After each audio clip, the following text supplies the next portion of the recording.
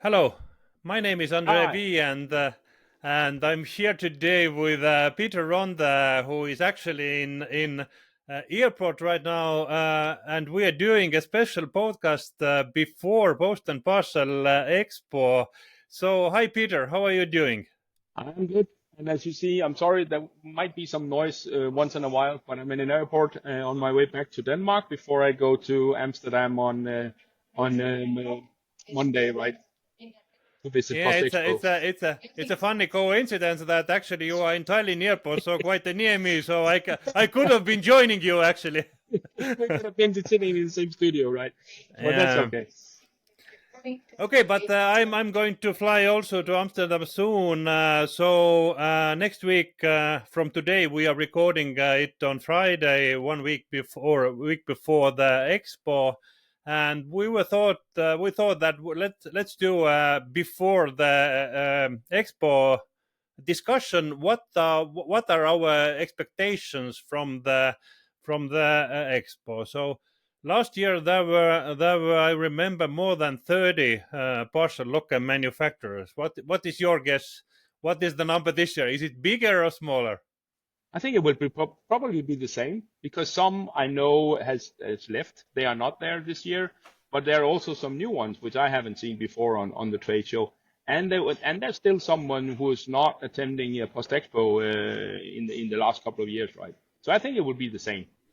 But I think some of the booths will probably be bigger, and I think there will be also some with new products, and I also expect to see some more people from these companies because they know it's kind of a now or never situation for the parcel lockers, right? Because there's many suppliers, and but the customers are the same, right?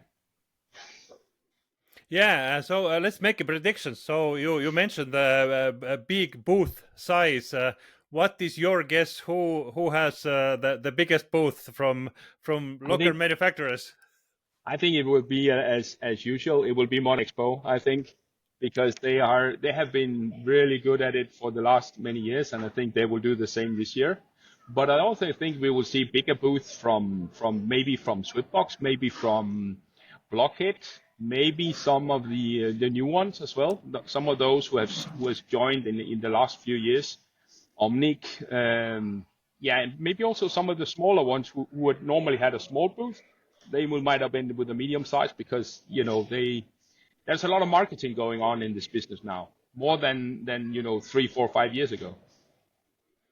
Yeah, sure. The number of manufacturers have been increasing, and also on top of the European manufacturers, there are third party countries selling lockers Yeah. to Europe. So the competition is fierce for sure.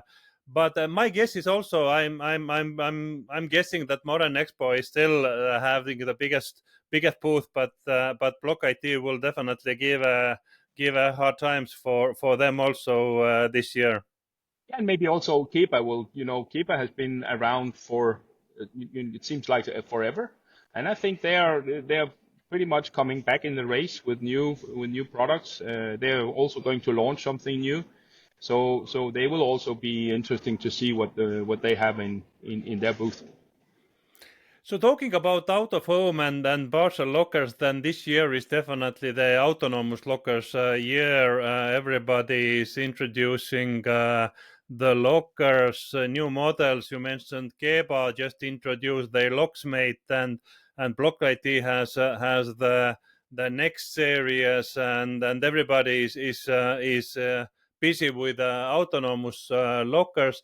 But yes, everybody is busy, but still the deployment is not so big in a sense that we don't see any big installment of autonomous lockers yet. So why is that? I think I have wondered that as well. But I think one of the reasons is that when the first generation of these battery lockers came out in 19 with Switchbox, it was like we have to make the density very big. This means that there was a lot of lockers installed, to cover this 500, 300, 500 meter availability for the customers. So it was a massive in some countries. But then when you take that from Sweden, Norway, Denmark, and you have to incorporate this into one of the big nations, right? The number of modules and the investment is so big that it will probably not be in going in that way. It will be slower. And when it goes slower, people tend to go more to the bigger lockers, right? Because you also need to think about the volumes. So I think that's why it has stopped a little. So I think in the beginning it was like that autonomous will take over, but now I think it's going to be a supplement to existing networks, and it will be a combination of lockers that the customers will place. Because the big courier companies do not have, you can say, the investment size that is needed to cover all Europe with thousands of lockers. We've seen it in Poland with DPD in Poland that has gone very, very many in a short time. But can you imagine to do that in France, in Germany, in UK, in Spain at the same time? Where's the money coming from, right? So there you will need to do it in another way. So it will be in a different way. It will be a combination, I think.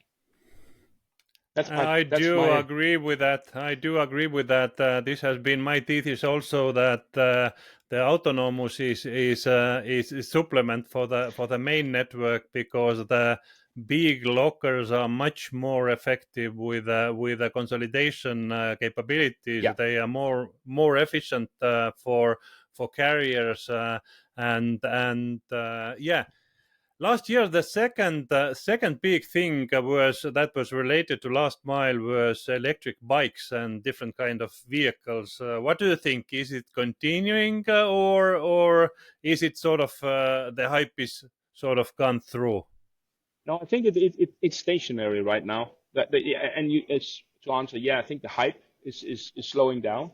The reason why, I think, because we also start to see that some of these companies that are trying to sell electrical bike for the same price as a small car, you can say the prices are still too high, right? So the alternative is still a van, because the price is almost the same, right? And even with the sustainable side of it, it's still a lot of money for courier companies to invest in, and they also need to change their whole, you can say, supply structure. With mini hubs and things like that, and until that's solved, I don't see it coming. On the other hand, what we saw at Leaders in Logistics is that the fast delivery companies are going into parcel distribution, right? So when Uber, Bolt, Clover, and others are going into this field, they will need a new kind of bicycles. They cannot only have the where they can have one parcel in the backside of the driver. They will need bigger bicycles. So maybe it will come again. This, I think, it's yeah. It was an interesting news few days ago where Bolt announced cooperation with a Starship. Those are the small delivery robots. So it means that they are foreseeing that there is a middle mile that will be done by Bolt cars, and the not last mile, but the last very 100 meters might be done by the robotic vehicles. So there are going to be definitely interesting setups in delivery.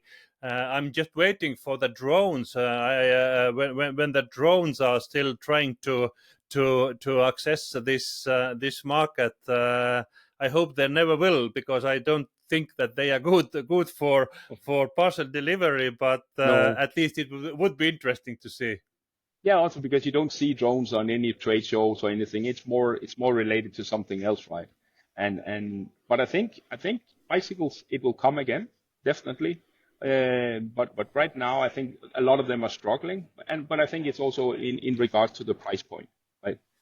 It's still not it's still expensive, or you can try to buy cheaper Chinese ones, but they will then be not covered by warranties and things like that. So it's a difficult market. I think it's just as tough as the parcel locker market, the market for bicycles. but I look forward to see what if there's any new inventions on bicycles.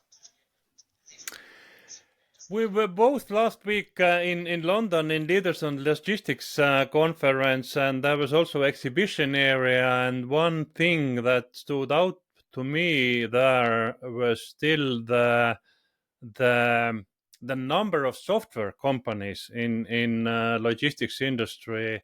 I think that the competition and offering there is increasing, and I don't think we are going to see this year post Expo so many software companies, but I believe that this is the trend that the software companies will also conquer the post Expo expositions in upcoming years. For sure. Also because, with parcel lockers, for instance, the shift going from turnkey solutions to companies have their own software or develop their software with a software provider and then buy the hardware. That's also becoming more and more how the industry is working, right? So I will definitely see that some more software company will join in the next years.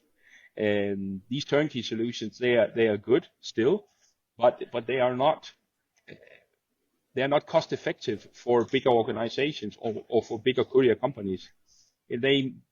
They might prefer to have their own, also because the need of the hardware will be from different suppliers, right? So they might need standard lockers with screens from Keba, and then they will buy autonomous lockers from Blockhead or Swipbox or whatever to support it. And if you don't offer a software that can do that, then the software companies will offer it from outside, and then that will be the end, right? So there's a big, big change going on in the industry, and I look forward to see if any of the people that are there, software or hardware and software turnkey solutions, how they will react to this. That's what I will be interested in looking into.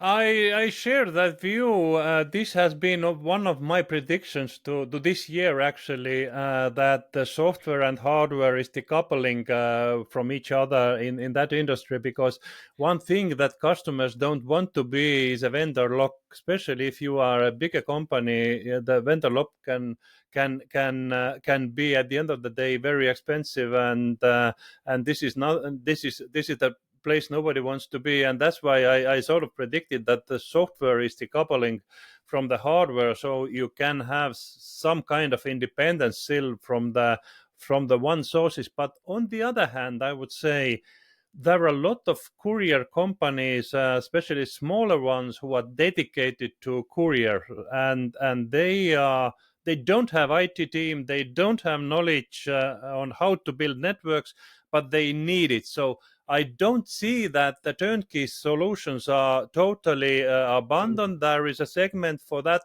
and maybe even a bigger one than with big networks, because the big networks, there are some limited number of them only. Yeah, exactly. I agree with you. But the problem is, you can say that a lot of the smaller courier companies has been waiting to enter this market until their big competitors were entering the market. But now with both, DHL, GLS, DPD, all the big ones are now starting to deploy lockers in all their countries. And then you can say the rest have to follow. So I completely agree. It's just a matter of where should the focus be from the locker companies. And I think also there's a price issue here, because then if you go to a smaller courier company, they don't have the same amount of money as the big one has, right? So of course they need to look at what's the minimum size of a project and so on. So there's a lot of things that has to go on. But I agree with you that the turnkey solution is not dead. It's just under more pressure than it has to, and especially from the companies that has already parcel locker projects on the ground for 10, 15 years, right? They will start, you can say, second or third phase of lockers now. And they will probably look in other directions than what they have, because they want to have the latest, or they would want to have something as a supplement to what they have. We've seen it with some companies already, that are starting to deploy lockers from other suppliers now. And I think that's there is a it's gonna be really interesting this year, more than last year, I would say. Last year was a little disappointed. So, let's talk about surprises or what you are looking for. Is there something that you wish you will be surprised, or you think that you know everything that is on the stands? From what area you're looking for surprises? So definitely looking for some of the new ones, because some of the new ones you can say they're standing on top of the older generation of lockers, right? So if you look at the autonomous locker, it was the first one was Swipbox, and they still have this product. It's very good, very high quality, stable, and so, but with not that much development, right? And then if you look at what Block has presented, which is probably some of the new, where you can have all functionalities. You can even have live access, and you have scanners and printers and all that on a battery locker. And I think there will be some surprises on some of the new ones who already have developed things similar to that. You have companies like Keba has something new.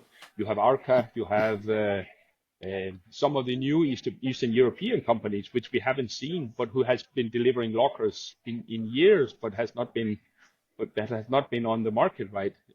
So I really look forward to see some of the new stuff that is on the ground, and also on the software side, because they are they're developing on top of something that has been for years, right?